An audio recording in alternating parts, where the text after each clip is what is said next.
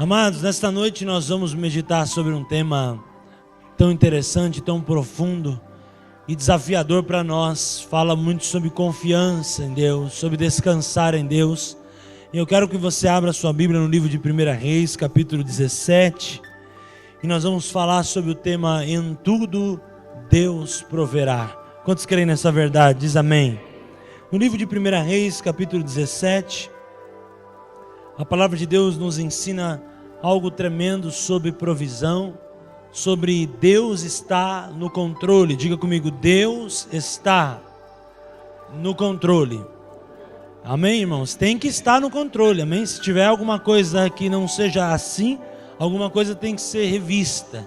Existe um plano que nós precisamos fazer na nossa vida, que é uma revisão das nossas identidades espirituais, do nosso valor espiritual, uma revisão da nossa vida.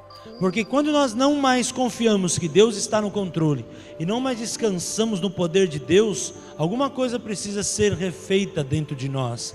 E Deus levanta um homem aqui, Elias, um homem tremendo. A Bíblia fala tantas coisas desse homem. A palavra de Deus conta que Elias, irmãos, ele era um homem sujeito às mesmas paixões que nós. Elias foi um homem levantado por Deus. E Elias, ele foi levado para o céu. Como que ele foi levado para o céu? Quem conhece a história? Numa carruagem. Sabe, Deus deu a Elias experiências tremendas e ensinou Elias na prática a confiar. Irmãos, a palavra de Deus, ela não pode se tornar para nós somente um efeito teórico. Ela tem que ter muito mais para nós um efeito prático. Eu vejo que os nossos problemas, os nossos conflitos, as nossas dores, as batalhas espirituais, físicas que estamos enfrentando, ela é um ensinamento diário de Deus para nós, na prática, compreendermos o propósito de Deus para a nossa vida. Em tudo Deus vai ensinando. O ministério de um homem como o ministério de Elias, uma família de um homem como a família de Elias, ou como a minha, a tua, ou como o meu e o teu ministério, ele nunca nasce pronto. Grave isso no teu coração. Deus vai formando o ministério, e Deus vai provendo todas as coisas e vai ensinando na prática quais são os atalhos que nós temos que percorrer para alcançar o propósito de Deus para a nossa vida. Sabe, irmãos, nós nunca vamos alcançar o sucesso.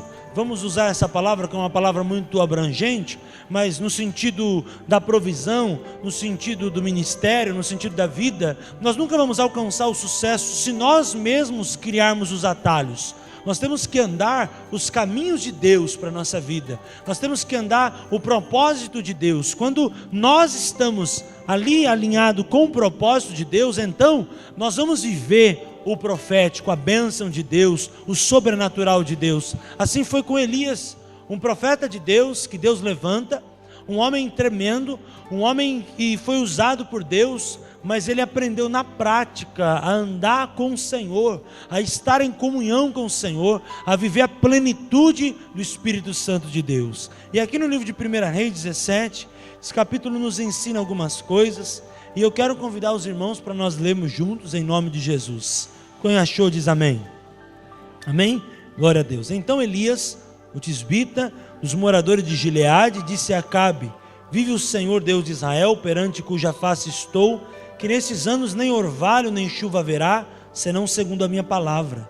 Depois veio a ele a palavra do Senhor, dizendo: retira-te daqui e vai para o oriente, esconde-te junto do ribeiro de Querite, que está diante do Jordão, e há de ser que beberás do ribeiro que eu tenho ordenado aos corvos, que ali te sustentem. Olha que interessante, Deus ordenando animais que sustentem um homem.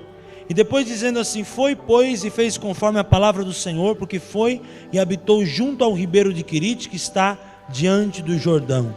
E os corvos lhe traziam pão e carne pela manhã, como também pão e carne à noite, e bebia do ribeiro. Vamos ler todos juntos o versículo 7.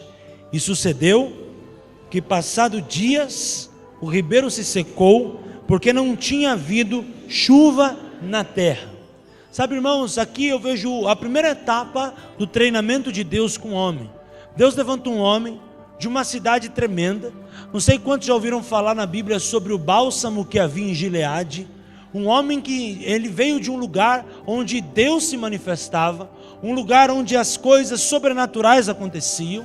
e ele estava diante da face de Deus, buscando uma experiência com o Senhor, e talvez aos olhos dele a experiência com o Senhor seria promoção, bem-estar, tudo bom, tudo fácil, tudo do bom e do melhor, tudo prático, mas Deus muda tudo, dá uma experiência para ele diante de corvos. Ele estaria num lugar diante de um ribeiro. Imagine, irmãos, a situação que Elias teve que percorrer para alcançar o propósito de Deus. Está diante de um ribeiro, está sendo alimentado por corvos, e ali passar talvez por uma situação inesperada para o homem, mas Deus estava ensinando aqui para ele a provisão de Deus. Deus estava ensinando através dos corvos, através do pão e da carne de manhã, pão e da carne à noite, que Deus é um Deus que cuida dele e cuida de mim, de você, nos mínimos detalhes. E Deus vai usar o quem Ele tiver que usar, o que Ele tiver que usar, eu declaro sobre a tua vida, para abençoar a tua vida.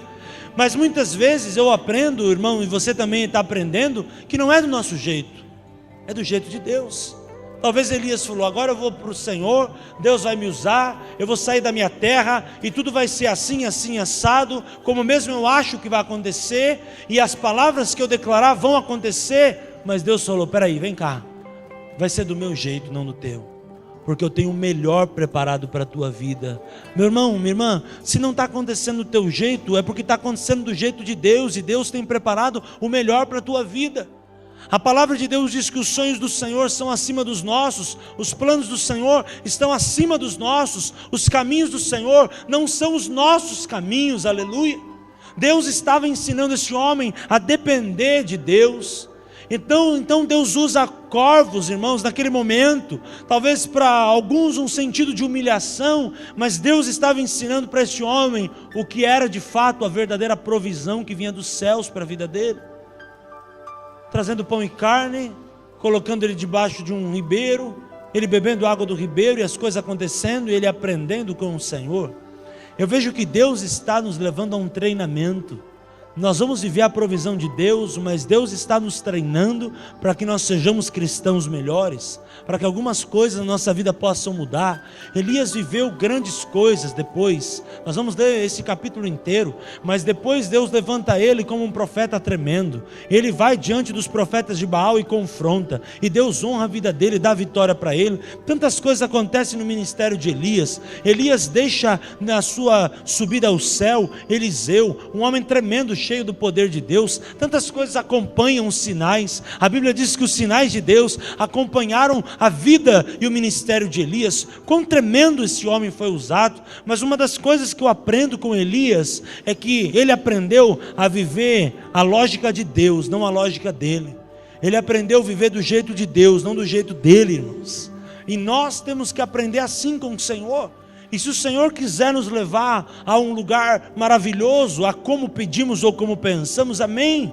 Mas talvez vai ser claro acima do que pedimos ou pensamos, mas talvez a forma seja diferente. E aí Deus leva corvos, coloca ele no lugar e vai ensinando ele a depender de Deus. Irmãos, se tudo tivesse de mão beijada na nossa mão, será que nós estaremos aqui hoje? Talvez se você não tivesse uma batalha na tua vida, uma luta, será que você estaria aqui hoje? Sabe, as lutas e batalhas são formas de Deus nos ensinar, que Ele vai prover e nos ensinar a confiar no seu poder. Sabe, irmãos, qualquer coisinha, muitas vezes nós saímos do trilho, saímos do propósito. Mas não, Elias aprendeu. Foi difícil para ele? Claro que foi. Claro que é difícil, irmãos, você dormir num lugar terrível, você passar por algo terrível, você ser alimentado por animais, por corvos. Mas Deus falou, eu quero ver a tua fidelidade. Eu quero ver até onde eu posso contar com você. Eu quero ver o teu caráter. Sabe, irmãos, os melhores homens de Deus levantados são as pessoas que têm a melhor tratativa no caráter. Porque Deus não estava nem aí com a reputação de Elias. Deus queria trabalhar com ele no caráter. As pessoas que olhassem talvez para Elias e vissem ele sendo alimentado por corvos, ia falar, está por fora. Mas Deus não estava nem aí com o que os outros fossem pensar de Elias. Deus estava ensinando para Elias não se preocupar com o que os outros pensassem dele, mas se preocupar em confiar e aprender a dependência de Deus, aleluia. Aprender a dependência de Deus, porque Deus em tudo tem um propósito. E chega no momento, irmãos, que quando Deus quer abrir uma porta, Deus abre, amém ou não amém? Deus não mandou o corvo lá? Mas quando Deus quer fechar uma porta, Ele fecha. A Bíblia diz aqui no versículo 7 que passado dias, não foi um dia só, o ribeiro se secou, porque não havia mais chuva na terra. Ou seja, Deus abre porta que ninguém fecha, fecha a porta que ninguém abre. O mesmo Deus que colocou corvos ali o ribeiro, foi o Deus que cessou a chuva e falou, agora o ribeiro seca. E o versículo 8, então veio ele a palavra do Senhor dizendo, levanta-te e vai para Sarepta, que é de Sidom, e habita ali, e eis que ordenarei uma viúva que te sustente. Acabou ali o corvo, mas agora começa a viúva. Você sai de um lugar e vai para o outro. Depender de Deus é ter a certeza que nada vai faltar, que Deus está no controle de todas as coisas. Secou o ribeiro, ele vai passar fome, ele vai passar sede? Não, levanta-te. Agora levanta-te e segue a direção que eu te dou. Vai aprendendo o próximo passo, a confiar, porque eu tenho uma obra linda na tua vida. Sabe, irmãos, muitas vezes nós estamos ali pensando que agora secou o ribeiro. E aí, irmão, secou o ribeiro? Mas esquece que Deus é Deus de provisão. Secou o ribeiro e muitas vezes esquece que Deus, depois que seca o ribeiro, tem uma palavra. A Bíblia não fala que ele foi falar com o Senhor. A Bíblia diz que assim que secou o ribeiro, porque passou o dia sem chuvas, Deus se levanta e fala para ele. Deus sabe o que você precisa antes mesmo de você falar, como cantamos. Deus sabe as nossas necessidades antes mesmo de pedir. Na hora que seca o ribeiro, Ele vê ali, olha, não tinha alternativa. Ele não precisa nem dizer, meu Deus, e agora? Deus diz, agora a direção é essa, porque Deus tudo vê. Grave isso no teu coração. Deus tudo vê, está no controle, é Deus de provisão e é o teu Senhor. Amém? Quem está feliz por isso diz amém. Abre um sorriso para quem está do seu lado e diz, Deus é Deus da tua provisão. Nada vai te faltar. Oh glória, aleluia. Deus é bom, amém? Amém. Quem quer ter vitória diz amém. Quem quer coisas novas de Deus? Sabe, irmão, mas quando você ganhar coisa nova, não esquece da gente não, tá? Leva a gente também para a bênção, para bodas do Senhor, e Deus vai te abençoar, e vai ser tremendo. E a palavra do Senhor vem, levanta-te e vai para Sarepta. Ali vou ordenar uma viúva que te sustente. Versículo de número 10. Então ele se levantou, foi a Sarepta, chegando à porta da cidade, eis que estava ali uma mulher viúva apanhando lenha. Estava na porta da cidade, irmãos. Tudo que Deus tem para a tua vida vai estar diante dos teus olhos. E ele lhe disse, traze-me, peço-te um vaso, pouco de água que beba. Indo ela trazê-lo, ela chamou e lhe disse, traze-me agora também um bocado de pão na tua mão. Porém ela disse, vive o Senhor teu Deus, que nenhum bolo tenho, senão somente um punhado de farinha numa panela e um pouco de azeite numa botija. E veis aqui, apanhei 2 cavacos e vou prepará-lo para mim e para o meu filho, para que comamos e morramos. Irmãos, Deus é um Deus de sobrenatural. Quantos creem, diz amém? Mas se nós somos olhar sem a palavra, sem a revelação de Deus, o que a gente pensaria nessa hora? Deus se enganou. Deus se esqueceu. Deus abandonou. Deus abortou o plano da vida de Elias. Pensa comigo, irmãos. Deus tira ele dos corvos, seca o ribeiro, leva ele para Sarepta. Chega lá, ele encontra a viúva. E talvez aos olhos dele, olha, vai ter uma viúva rica, uma viúva que vai me abençoar, uma viúva que vai me ajudar, vai me sustentar. Não essa era a palavra de Deus para ele? A viúva vai te sustentar. E chega lá, a viúva está desanimada, não tem nem direito sustento para ela, nem para o seu filho, e ainda ela está querendo fazer o bolo dela, comer e morrer. Ela está desanimada, e ainda Deus me coloca aqui nesse lugar. Sabe, irmãos, o homem que não entende o propósito de Deus, ele questiona Deus. O homem que não entende o propósito de Deus, ele questiona Deus, porque a Bíblia diz que a sabedoria de Deus é loucura para os homens. Como Deus vai tirar um homem, secar o ribeiro e levar para uma viúva que nem a fim de viver estava mais, que estava diante de uma luta terrível, talvez pior que o próprio Elias, ela não estava conseguindo nem com ela, ainda ia ajudar Elias, irmãos? Sabe, Deus ele vai fazer coisas, irmãos, na tua vida e na minha vida sobrenaturais. E o sobrenatural é sinônimo de milagre. E milagre não se explica, milagre se vive. Quando os crentes dizem amém. Sabe, Deus pega, aleluia, essa mulher e leva ela diante de Elias. Olha que tremendo, aqui eu já não vejo mais Elias chegando como um homem que estava sendo treinado, mas agora um homem que estava sendo treinado e desafiado. Porque quando ele encontra a mulher, ele leva uma palavra para a mulher, e ele não vai mais ali como um homem qualquer, ali ele vai sendo levantado já como um profeta de Deus, e a unção do Espírito Santo está esmagando o jugo e colocando aquela mulher diante de um desafio. Deus estava desafiando Elias, mas colocando através da palavra de Elias, esta mulher num desafio. Quantos me entendem? Diz amém. E chega nessa hora, irmãos, Deus fala para ela: olha, prepara lá um bolo para nós, traz para nós. Ela disse: olha, eu vou comer o bolo e vou morrer, e não vai mais acontecer nada. Mas olha Elias agora levantado como um profeta. Em vez de ele ter um conflito, nessa hora ele tem uma resposta. Irmãos, essa é a diferença daquele que serve e daquele que não serve.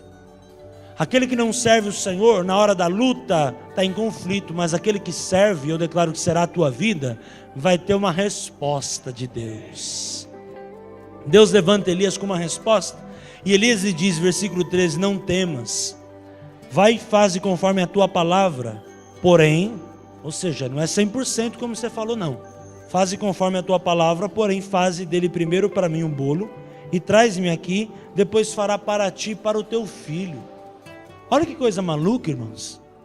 A mulher estava querendo fazer um bolo para comer e morrer. Ainda o homem fala para ela, não temas. Ou seja, algo novo Deus vai fazer na tua vida. Mas Deus vai fazer algo novo não só quando você comer aquele bolo e fazer o que você está pensando, mas quando você fazer o bolo e trouxer para mim primeiro. E depois você vai ser abençoada. Talvez se a gente fosse olhar, a gente falaria, bom, Elias está sendo um cara egoísta. Olhou para a mulher lá, passando uma luta, ao invés de falar, olha, come o teu bolo, vamos dividir o bolo, ele pede um bolo para ele. Mas irmãos, aqui está um princípio espiritual tremendo, aleluia. Primeiro ponto que eu vejo é o princípio da confiança. Deus ensina para aquela mulher, não temas. Mas Deus estava ensinando só aquela mulher? Não, o próprio Elias. Uma coisa eu aprendo na palavra de Deus, irmãos, a gente que prega, é o primeiro que tem que viver o que a gente prega. Elias, quando ele diz não temas, ele estava dizendo para a mulher, mas para quem mais ele estava dizendo? Para ele mesmo. Ele mesmo precisava aprender a não temer. E eu vejo esse é o primeiro ponto do versículo 13. Ele estava aprendendo a confiar. Quando ele disse para aquela mulher não temas, ele estava dizendo, olha, é algo sobrenatural, mas não é só para a tua vida não, começa para o sobrenatural para mim também, que a situação está complicada. E ele depois diz o segundo ponto que eu vejo, prepara primeiro o bolo para mim. Se a gente for olhar sem pensar no espiritual, há uma atitude egoísta, mas aqui Deus está levantando ele a ensinar a mulher o princípio da semeadura. Quantos entendem o princípio da semeadura? Diz amém. Semeia que você colhe. E quando você semeia no Espírito, você colhe no Espírito. Você vai semear bolo, não é bolo que você vai colher vida plena e vida abundante. Sabe o que Elias estava sendo? Boca de Deus para ela, para que na hora que ela trouxesse o bolo para ele, e ela cumprisse o princípio da semeadura, na vida dela, ela não ia mais estar debaixo de um espírito de morte, de depressão, ela ia comer o bolo dela com o filho, e não iam mais morrer, mas iam ter vida, porque Deus é vida, e Ele veio para dar vida plena e vida abundante. Sabe, Deus estava ensinando aqui, Elias, essa mulher a confiar. Eu vejo que Deus coloca as coisas certas, né? Um tico e o teco um do lado do outro, sabe, as coisas certas, como diz a expressão, cada panela tem sua tampa. Deus coloca um do lado do outro, porque Deus tinha um propósito de ensinar a viúva e de ensinar a Elias. Deus foi lá e colocou Elias para aprender com a viúva aprender com Elias, e Elias para ser um homem de Deus, para ministrar a vida da viúva. Uma coisa eu aprendo, irmãos, Deus não nos coloca em lugares em vão. Você não está naquela empresa em vão. Você não está passando o problema que você está passando em vão. Grave isso no teu coração. Você não está naquele trabalho, naquele propósito, naquele projeto, naquele chamado em vão. Deus tem um plano, um propósito. Eu quero dizer, apenas está no começo o que Deus quer fazer na tua vida. Eu declaro em nome de Jesus, nada é em vão. Porque se fosse em vão, para que então sair da onde estava? Talvez diante de corvos era uma situação humilhante, mas pelo menos ali tinha, né? O que comer, o que beber. Para que então ir para Sarepta? Mas Deus nunca faz a obra em vão. Em tudo Deus tem um propósito. Se você está passando uma luta hoje, uma necessidade, grave isso no teu coração. Deus tem um propósito. Deus está ensinando alguma coisa. Alguma coisa Deus está mostrando. Alguma coisa Deus está esperando você tomar uma posição. Porque, irmãos, não foi ninguém que levou ele, nem a carruagem de fogo que levou ele para o céu, que levou ele da onde ele estava com os corvos para Sarepta. Foi ele mesmo. Porque Deus falou para ele: levanta-te e vai. Ou seja, usa o teu livre-arbítrio, levanta e acredita que eu tenho o melhor para a tua vida. Confia que eu tenho o melhor para a tua vida. Sabe, na hora que ele subiu ao céu, a glória de Deus era tão grande que ele foi arrebatado. Mas na hora que ele sai de um lugar e para o outro, ele não foi arrebatado não. Ele levantou e foi ao ponto dele chegar na entrada da cidade. Os olhos dele vê a mulher viúva ali pegando lenha. Deus tem a forma e a maneira de agir em cada uma das nossas vidas. Grave isso no teu coração, aleluia. Então, irmãos, algo tremendo acontece. No versículo 13, o princípio da confiança e o princípio da semeadura. E no versículo 14 diz assim: porque assim diz o Senhor Deus de Israel: a farinha da panela não se acabará, e o azeite da botija não faltará. Diga para quem está do seu lado: o azeite, a unção não vai cessar na tua vida, até o dia que o Senhor dê chuva sobre a terra. E ela foi e fez conforme a palavra de Elias, assim comeu ela, ele e a sua casa muitos dias. O milagre começa a acontecer aqui. O que essa mulher falou para ele alguns versículos atrás? Eu vou comer o bolo, vou comer e vou morrer. Mas quando ela faz e aplica o que Elias falou, ela confia e aplica a lei da semeadura, o que acontece? Ela come depois do bolo por muitos dias. Onde abundou o pecado, aquele que semeia, colhe. Aquele que entrega, vai viver o melhor de Deus, vai receber a 30, 60, 100 por 1. Era para morrer, mas a partir do momento que ela obedece os dois princípios, ela começa a viver e Deus começa a abençoar. Glória a Deus, aleluia. 16, da panela a farinha não se acabou e da botija o azeite não faltou, conforme a palavra do Senhor que falou pelo ministério de Elias. Olha que tremendo. Elias estava lá para aprender, mas estava lá para ensinar também em nome de Jesus. E depois dessas coisas sucedeu que adoeceu o filho desta mulher, dona da casa, e a sua doença se agravou muito, até que nele nenhum fôlego ficou. Então Elias disse a ela, então ela disse a Elias: que tenho eu contigo, homem de Deus? Vieste tu a mim para trazer à memória a minha iniquidade e matar meu filho? Mais uma vez Deus coloca a viúva em questionamento e coloca Elias à prova.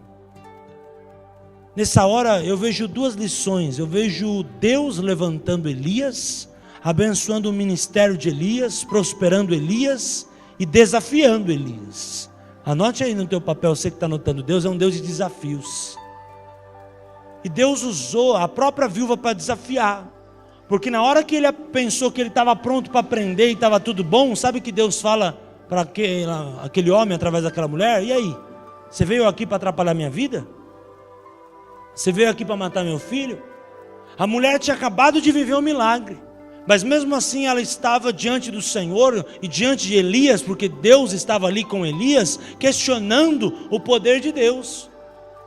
Ela comeu o pão, ela comeu o bolo, foi abençoada, o azeite não cessou, o milagre aconteceu, mas mesmo assim ela questiona o poder de Deus. Sabe o que eu aprendo, irmãos? Tem muita gente que está questionando o poder de Deus. Já viveu o milagre, já foi abençoado, Deus está abençoando, Deus está fazendo uma obra linda, mas ainda está questionando o poder de Deus. Vigia, meu irmão, não faça isso em nome de Jesus, isso é pecado. Ah, mas Deus não está me ouvindo, Deus não está nem aí para mim. Deus já fez uma obra na tua vida e Ele vai continuar em nome de Jesus fazendo uma obra maravilhosa e tremenda, porque aquele que começou a boa obra é fiel para aperfeiçoar. Mas olha o desafio de Elias. Foi lá, passou pelos corvos, passa pela viúva, fala ali do princípio, leva a palavra, e agora a mulher vem e confronta. Sabe, irmãos, quando você faz tudo por alguém, quando já passaram talvez por isso, né? Você já fez tudo por alguém, E alguém chega para você e confronta. Você já fez tudo por alguém, tanto por alguém, e alguém chega para você e ainda te confronta, confrontando e pondo dentro na tua cara, mais ou menos dizendo assim para você: olha, você nunca fez nada por mim. Sabe, eu vejo na viúva o espírito de rebeldia se levantando, porque ela não estava valorizando o que Deus estava fazendo.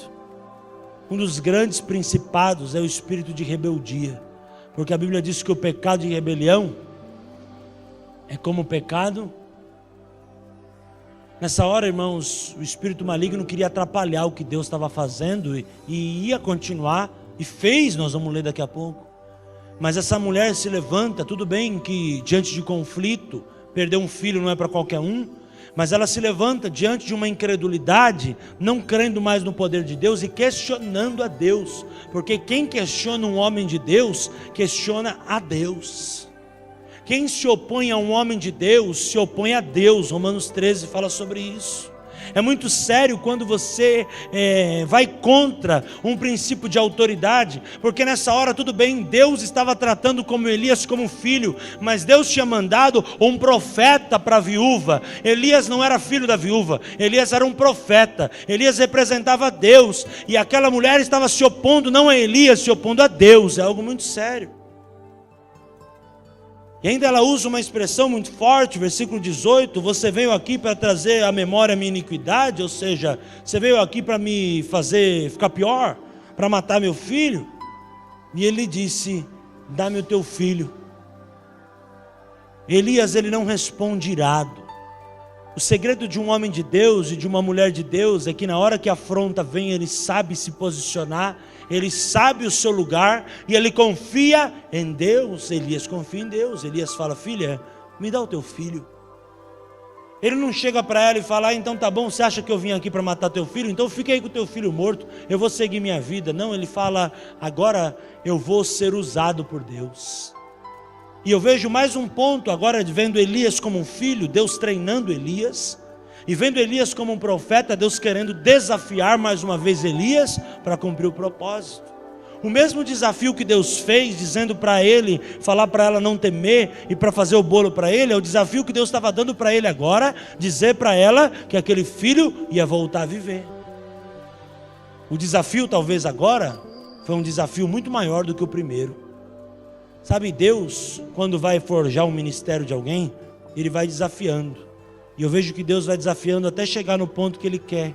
E o desafio é como essa escada, de degrau em degrau. Cada dia o desafio vai ficando maior. Elias, como profeta, foi passando um desafio. Talvez você no teu ministério está passando um desafio. Deus quer te honrar. Você começa com bolo. Você começa falando de bolo. O bolo não muda muito a história de ninguém, né? É o bolo, mas daqui a pouco você vai ser levantado para ressuscitar o filho da viúva. Olha o desafio. Até que então ele diz, irmãos, dá-me o teu filho. Me faça entender essa noite, amém? Dá-me o teu filho. E ele o tomou do seu regaço e levou para cima ao quarto onde ele mesmo habitava e deitou em sua cama. Pensa nesse episódio. Ele pegando o filho morto da moça, da viúva, a viúva sofrendo, a viúva talvez um pouco irada com ele, com tanta coisa, talvez até com o próprio Deus. Ele pega o menino, o morto, e leva, põe no quarto, põe em cima da cama. Versículo 20, e clamou ao Senhor e disse, o Senhor meu Deus também, até esta viúva com quem eu me hospedo afligiste, matando-lhe o filho. Ali de fato Elias abre o coração para Deus, porque ele não estava entendendo muito não. 21, então se estendeu sobre o menino 3 vezes, e clamou ao Senhor e disse, Senhor meu Deus, rogo-te que a alma deste menino torne a entrar nele. Aqui fala de novo o profeta. Você entende que um homem de Deus, ele tem um ministério, mas ele também é filho de Deus? Você entende que todo pastor também é ovelha? Você entende que todo ministro tem que ser ministrado? Você entende que todo homem tem que ter tratativa? Você vê 2 versículos depois que ele pega e leva o menino e morto e coloca na cama. O primeiro versículo ele diz, Senhor, o que está acontecendo? Ou seja, é o filho pedindo para o pai misericórdia, porque o filho não sabe o que fazer. Mas o segundo ele diz, Senhor, rogo-te que volte pôr a alma nesse menino. Aí então não é mais o filho, ali é o profeta se levantando. Então, para mostrar, irmãos, que ninguém é super-herói, aleluia. Para mostrar que ninguém aqui tem todo o poder, somente o Senhor Jesus tem todo o poder no céu e na terra. Para mostrar que independente do quanto Deus nos usa, do quanto Deus te usa e te usará, nós continuamos sendo humanos, dependentes de Deus, e precisamos ser pastoreados, precisamos ser guiados, precisamos ser aconselhados. Porque ninguém sabe tudo, ninguém é dono da razão não, irmãos. Todos nós somos carentes da glória de Deus. Ah, pastor, mas eu acho que eu sei. Não, irmãos, eu tenho certeza que eu não sei. Porque eu tenho certeza que eu preciso aprender muito, e você também. E quando nós aprendemos, Deus é glorificado. E eu vejo que Deus vê esse versículo que nós lemos agora, quando Ele diz: Senhor, por que eu estou fazendo aqui? Já passei por tantas, eu tenho que passar por mais essa. Ele estava dizendo: Senhor, assim como o Senhor foi Deus fiel lá com os corvos, continua sendo fiel agora. Porque eu preciso agora não só de comida para me sustentar, eu preciso de fé para ser levantado para sustentar o outro. E eu me lembro desse texto de Romanos 15, que a Bíblia diz que o forte sustenta o fraco. Elias era um homem, talvez diante da sociedade, fraco, porque ele estava defendendo de um bolo de alguém para poder sustentar. Mas diante de Deus ele era forte, porque no Senhor ele faz proeza. Não é o que a Bíblia diz, Salmo 118? A destra do Senhor faz proeza. A destra do Senhor se exalta. Na tenda do justo, a voz de júbilo. Sabe, é tremendo esse texto. Nós lemos ele domingo. E é muito forte porque nós aprendemos a nossa dupla forma de agir. Nós vamos ora agir como filho, ora agir como servos do Senhor. Como servos, a palavra tem que se valer. Nós temos que agir com a razão. Mas como filho, nós temos que apresentar nossa emoção ao Senhor. Elias, um homem, sujeito às mesmas paixões, foi um homem que abriu o coração para Deus e disse: Senhor, eu preciso de Ti. Sabe, o mais bonito é quando alguém, mesmo com a unção que tem, com o poder de Deus que tem, com a glória de Deus sobre a vida da pessoa, reconhece a sua necessidade de Deus. Reconhece que precisa de Deus. Quando alguém reconhece que precisa de Deus, Deus pode ser glorificado. É o que acontece aqui, vamos ler. Então, ele vai e diz no versículo 20, vamos ler mais uma vez: E clamou o Senhor dizendo: O Senhor meu Deus, também até esta viúva com que me hospedo afligiste, matando-lhe o filho? Então se estendeu sobre o menino 3 vezes e clamou e disse: Ó Senhor meu Deus, rogo-te que a alma deste menino torne a entrar nele. E o Senhor ouviu a voz de Elias, e a alma do menino tornou a entrar nele e reviveu. Diz aleluia por isso. Aleluia. O Senhor ouviu a voz de Elias, e a alma do menino tornou a entrar nele e reviveu. Se Deus ouviu a voz de Elias quando ele orou por cura, também ouviu na hora que ele abriu o coração pedindo misericórdia, lá no versículo anterior. Porque Deus ouve, sabe de todas as coisas, como nós cantamos em nome de Jesus.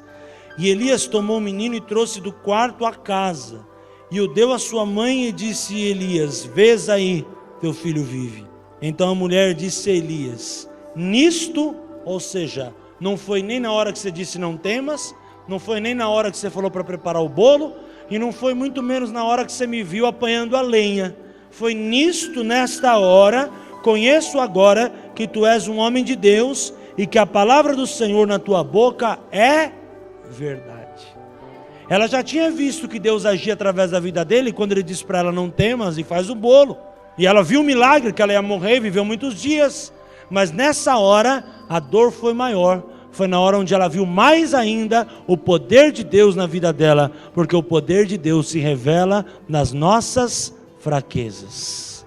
E ele aprende, ela aprende, e o nome do Senhor é glorificado. Falando no tema da nossa mensagem: em tudo Deus proverá. Vamos analisar esse capítulo? Deus provê quando estamos com os corvos.